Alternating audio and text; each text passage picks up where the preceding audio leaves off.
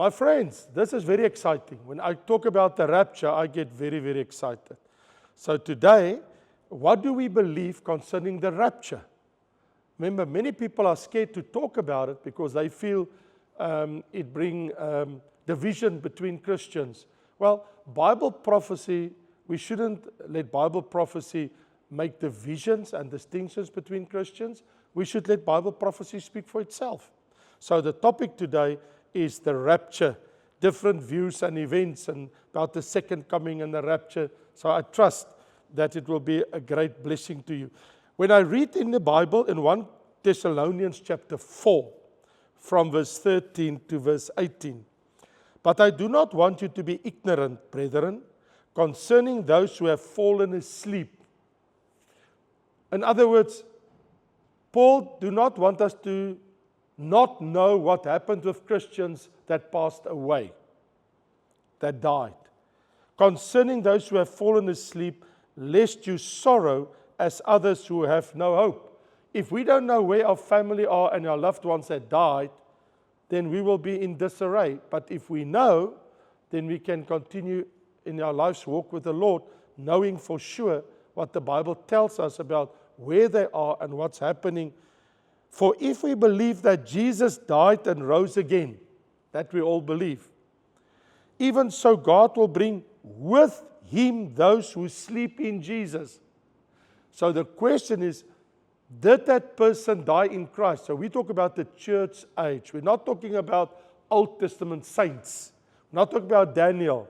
Not talking about David and Abraham and Jacob and Isaac. We talk about since Jesus rose from the dead. In other words, the church dispensation. That's what we talk about. So the question is, those who sleep in Jesus, for this we say to you by the word of the Lord, that we who are alive and remain until the coming of the Lord. In other words, Christians in a church age that's alive the moment when Jesus comes, will by no means precede those who are asleep. In other words, we're not before them. Those that have died, when will they rise up? When will they receive their resurrected bodies? And now he answers, verse 16, for the Lord Himself will descend from heaven. Don't send an angel, not an archangel or one of the holy angels, Jesus Himself, with the voice of an archangel and with the trumpet of God, and the dead in Christ will rise first. Not the dead of the Old Testament, the dead in Christ, which means the church age, since Jesus rose from the dead. Then we who are alive and remain, those that are still walking on this planet, those that are alive in Christ, shall be caught up together with Him in the clouds, to meet the Lord in the air. Thus shall we always be with the Lord. Therefore, comfort one another with these words. Very clearly, the Apostle Paul explains there will be a moment when everybody that lived in the church age that died will have a resurrection. And those that are on earth, walking the earth at that very moment, they will change. They won't die. So there is a group of people, there's an age of people that will never die. And that, of course, will be with the moment of the rapture. And of course, you will say, but I haven't read the word rapture. You're quite right. Because verse 17 says, those who are alive and remain shall be caught up together with them in the clouds. That words, shall be caught up, harpazo, which means with force. The Lord will take those that are alive on earth, and He will, in a moment of power, He will take them all. He will snatch them all. He will take hold of them, and forcefully, in one moment, they will be taken away from the earth. Because the dead in Christ rise first, and as they the graves open, and as they rise up to the clouds, the people that are alive, they change into their immortal, resurrected body, and together they and us will meet the Lord. But, I mean, those that are in the grave, their bodies is in the grave, but they are in paradise, in third heaven currently, as I speak to you now. They are in heaven. Some of them in the New Jerusalem, some of them are walking somewhere in the third heaven, somewhere in the paradise. The location is in the highest heavens. And so they will all, because they have a heavenly body, but not a resurrected body. 1 Corinthians 15 tells us there's heavenly bodies and there's earthly bodies. So they have a heavenly body, clothes with clothes, but not a resurrected body. They can't have it. They can only have it when the moment of the rapture takes place. And the dead in Christ, because the body that's in the earth, that body needs to rise from the dead. Like Christ's body was in the grave, that same body that went in the grave, that body came out of the grave. Your body that you have right now, that body will come out of the grave and have to be resurrected into an eternal resurrected body clothed with the glory of God. So that is what will happen to all New Testament believers, dead or alive. In other words, you're not going to miss a rapture. Even if you die tomorrow, you're not missing the rapture because you are part of the rapture. Your body will go to the grave. If you die tomorrow, you haven't missed the rapture. Rapture haven't taken place. You'll be in heaven, but the moment the rapture takes place, you will come down and your spirit will be united with your resurrected body, and you will be the person God wants you to be for all eternity. And those that are alive on earth at that moment will together be with you in heaven. Of course, the question is the what, the how, the where, and how do we get the word rapture, and where do we come? So I will discuss it in the next few minutes. Let me first of all say, what makes the rapture so wonderful, it is escaping the wrath of God. God is going to judge the earth, the people of this world. It says clearly in 1 Thessalonians 1 verse 10, we wait for the Son, His Son, to come from heaven. We're still waiting. Jesus left on Mount of Olives nearly 2,000 years ago, and He promised, I'll be back. Now, He will come, whom He raised from the dead, even Jesus, who delivers us from the wrath to come. Why do He want to deliver us from the wrath to come? Because the wrath has to do with the Great Tribulation.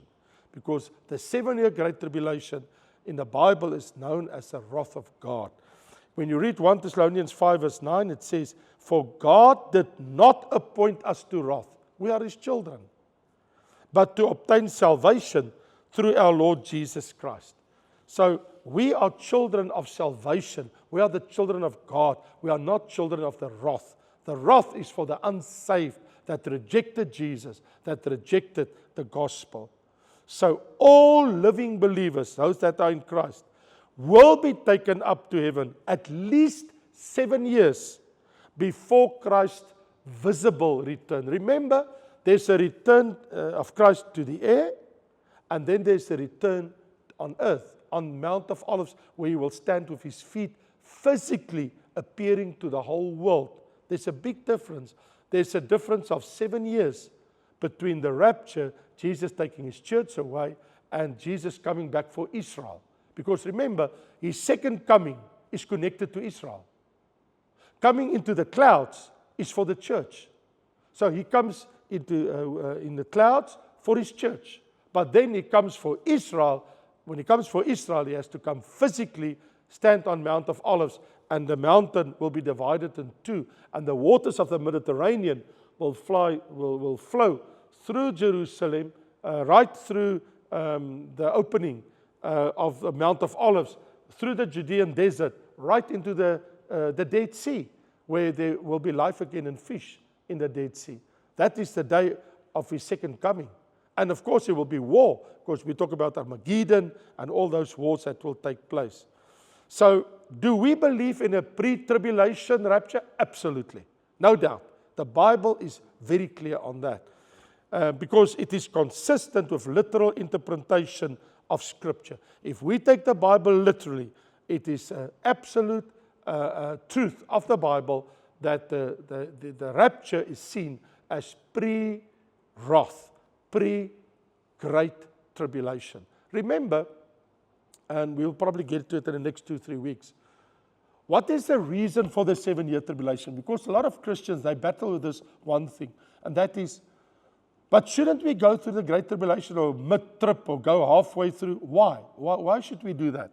Let me just ask the question. What is the reason for the 7-year tribulation? I mean, in Matthew 24, Jesus talked about there will be a great tribulation. John, in Revelation chapter 7, he talks about the tribulation, the great tribulation, twice in your Bible, in the book of Matthew and in the book of Revelation. Question.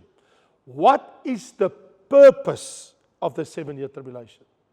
That will go back to the 70th week of Daniel, which is in Daniel chapter 9, verse 24 to verse 27. 3 time frame periods, and we will come to that in the near future, the 77s. But 69 of the 77s have already been fulfilled in the history of Israel. What is outstanding is the last 7 years.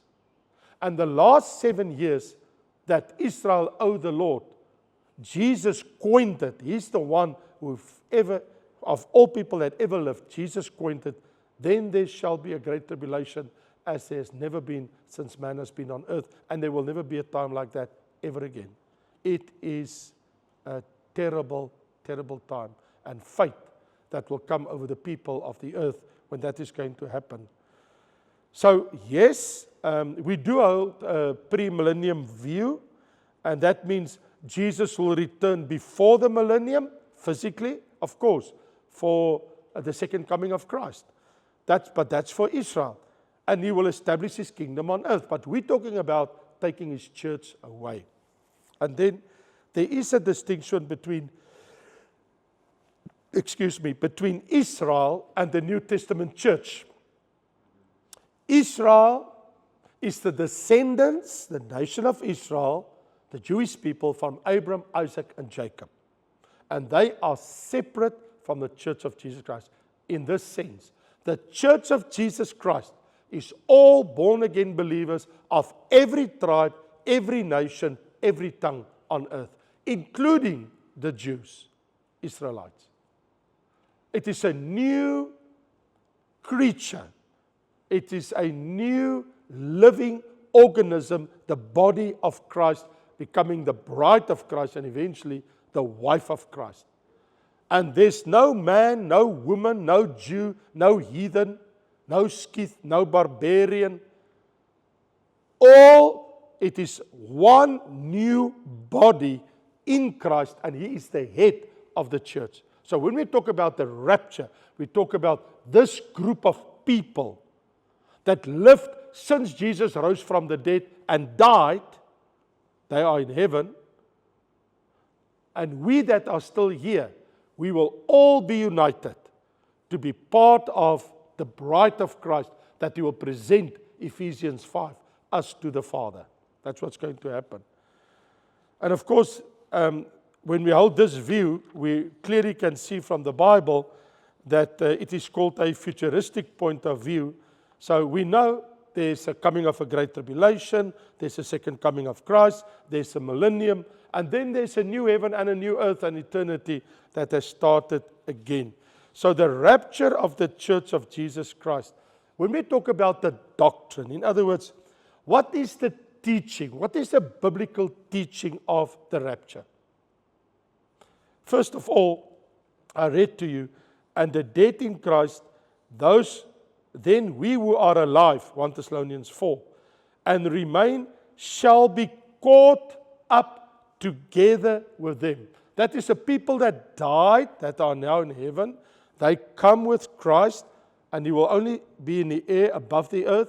They will go down to their bodies, and they will receive their resurrected body. Now, the word caught up, that is the biblical foundation of our understanding of the rapture. Your Bible says caught up. If you had a Latin Bible, probably you would read rapture. No, that's the English word. The Latin word is raptura.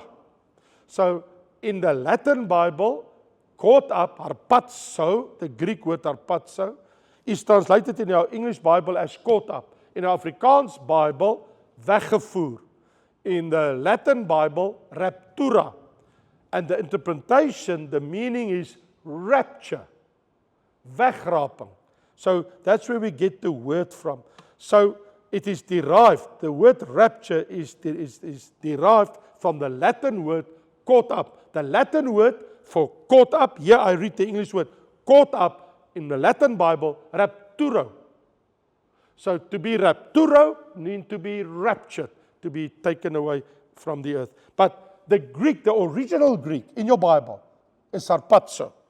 And harpazo means, if you read in John 10 verse 12, to catch. Jesus says, and the wolf catches the sheep and scatters them. So there's the word harpazo. Or in Matthew 13 verse 19, the wicked one comes and snatches harpazo away that was sown in the heart.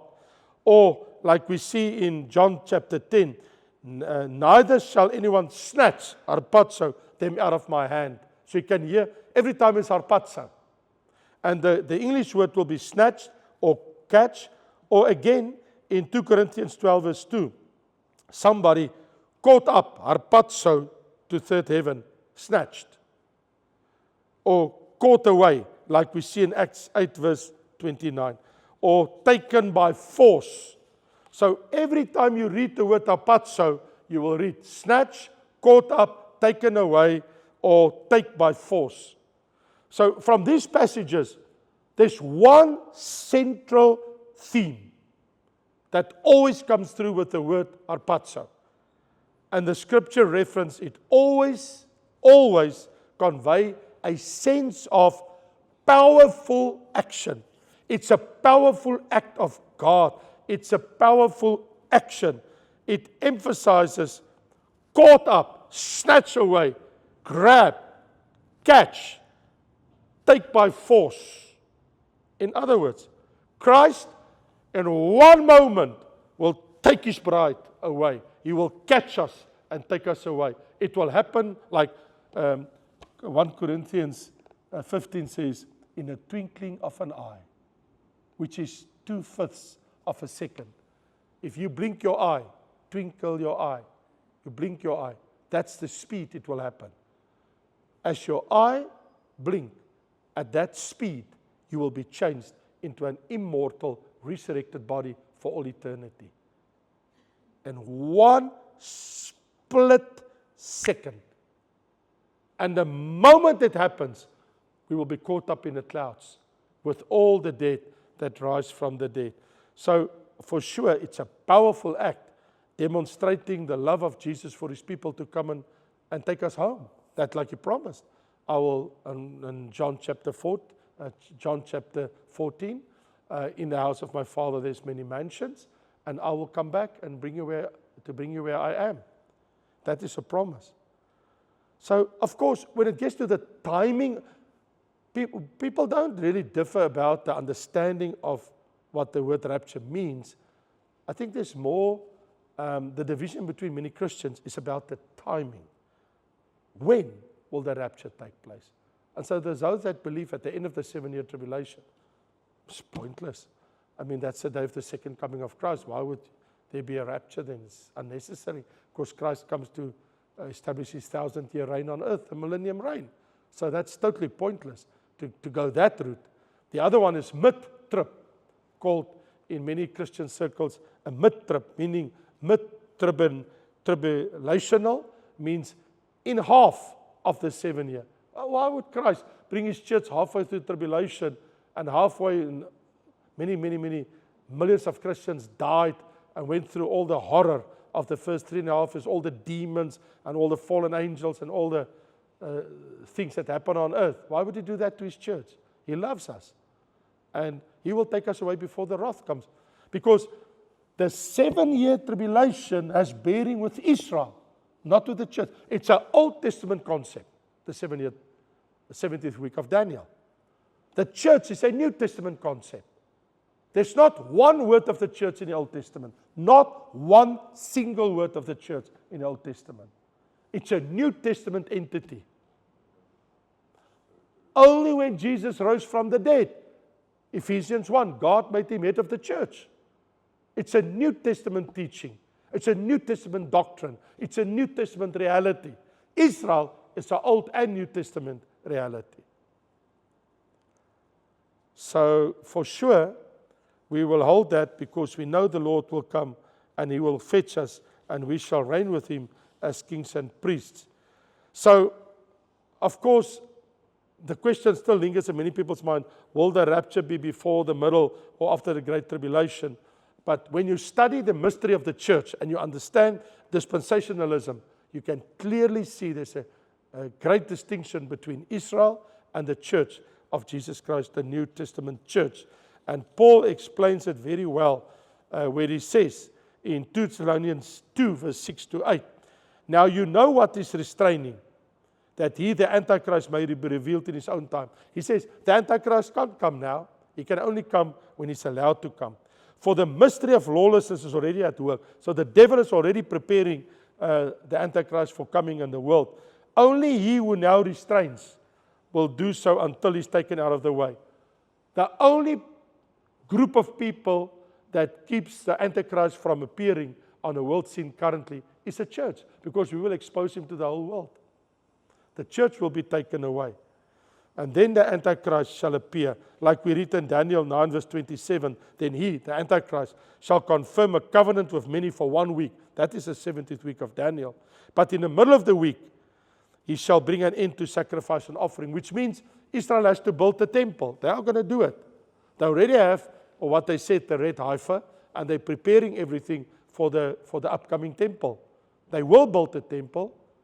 We read 4 places in the Bible, there will be a temple in the end time. Absolutely. Daniel 9, verse 27 confirms that. Matthew 24 confirms that, as well as Revelation 11 and 2 Thessalonians chapter 2. You can go to those 4 chapters in your Bible, Daniel 9, Matthew 24, 2 Thessalonians 2, and Revelation chapter 11. And you will find 4 times, and on those 4 chapters, talking about the coming temple. So there will be a temple. So the 7 year has bearing with the Jewish temple, not with the church. And so Jesus say, watch therefore and pray always that you may be counted worthy to escape all things that will come to pass to stand before the Son of Man. So here's my question. I have a question. What do we understand about the rapture of the church of Jesus Christ as proclaimed in the New Testament? When we take all the texts about as pertaining to the rapture, talking about the rapture, when we take everything into consideration, what can we say about it? First of all, and Dr. David Jeremiah was quite right when he said, the rapture is an event without any signs. Because it happened in a split second, there's no signs. People are just gone. In a twinkling of an eye, people are gone. People will still have conversations with the person and you'll be gone, and the person will think, but wasn't I talking to that person? How is it possible that person can just disappear? And because the Bible gives no sign that precedes the rapture.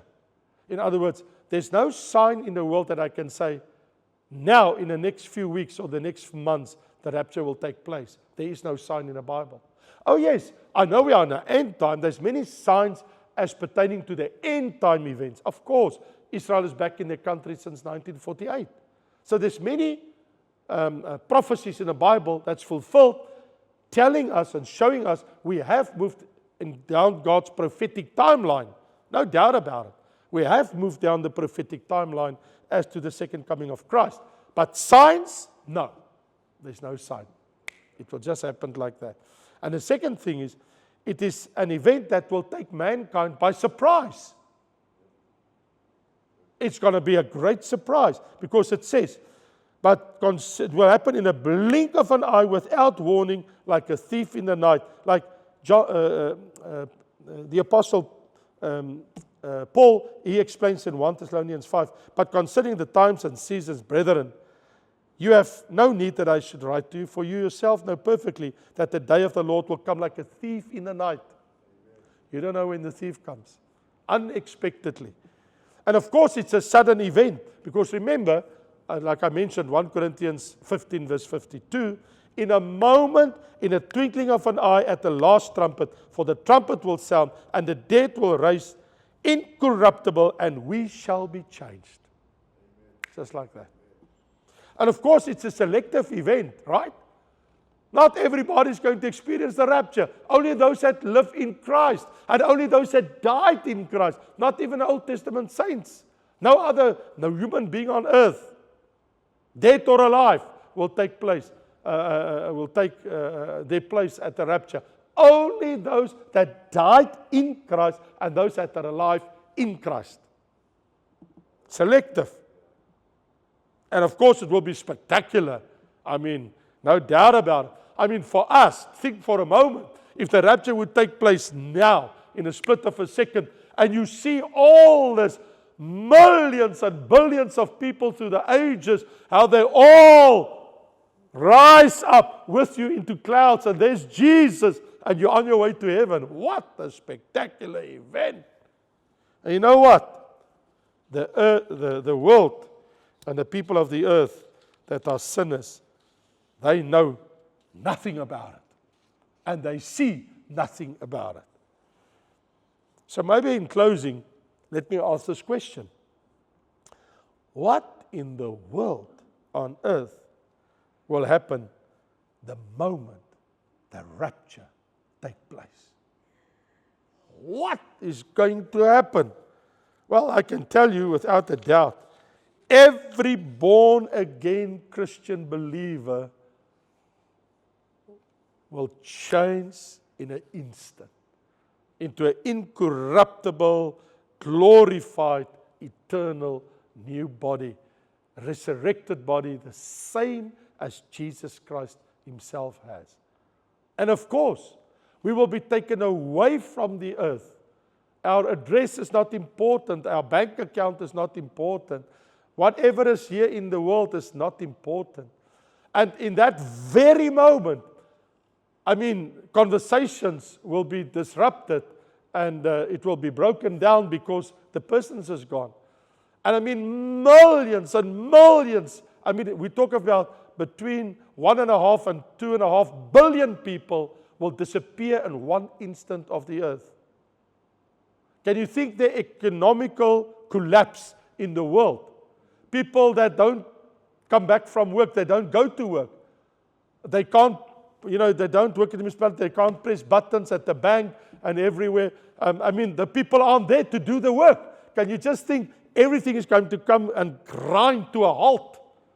It's going to be a terrible thing in the world. I mean, truck drivers, taxi drivers, those that are safe, they're gone.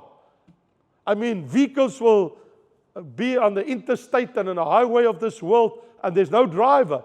Aeroplanes, please, Lord, let there be one saved and one unsaved in an aeroplane, because if both pilots are saved, they're gone. Plane's going to go down without the pilot. Can you just imagine the chaos in the world? And many people will die because of accidents and things that's going to happen. And when they go to the graveyards of the world, the lie will be exposed, because the greatest lie in the world is in the graveyards. Have you ever read on one of the tombstones that says, he is in hell, he's burning in hell? Oh no, it all reads, safe in the arms of Abraham, he's asleep and be with Jesus. All these lovely, wonderful things we write on the tombstones of our loved ones. But when they get there to bury the dead, they will see the graves are open, some of the graves. And when they look closely, they will recognize it's true Christian believers, because the graves that's opened, they're gone. What a moment in the world. And of course, then the Antichrist will appear, and a false prophet. And surely, the great tribulation is about to start. But for us, we have the word of the Lord. The Lord himself will ascend from heaven with a shout, with the voice of an archangel. And we who are alive and remain until the coming of the Lord, we will rise with them, the dead in Christ, and shall be caught up together with them in the clouds to meet the Lord in the air, not on earth. So next time around, when I talk to you, we're going to talk about the second coming of Christ, when He comes with His feet on earth. This is only in the air, above the earth. The rapture, we will meet Him in the air. We don't meet Him on earth. We don't meet Him in Jerusalem. We don't meet Him on the Mount of Olives. We meet Jesus in the air. Amen? God bless. Until next time.